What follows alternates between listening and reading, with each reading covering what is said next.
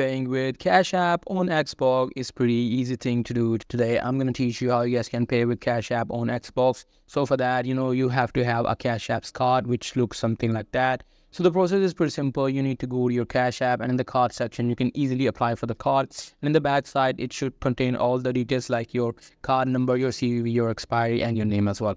So you just need to remember that to have these information, or you need to make sure that you have a Cash App's card. After that, you have to go to your Xbox, and you have to go to any of the game that you want to buy. Suppose I want to buy this Cyberpunk. It will just load, and I'm just going to click on this next, and it will want me to add the payment method. Now here you have to click on this credit or debit card. As you guys can see, e-wallet does not have Cash App, so here they will want me to put my Visa card. Now here you have to put your card's number, your CVV, and your expiry date. What it will do is it will charge the money for your game from your Cash App.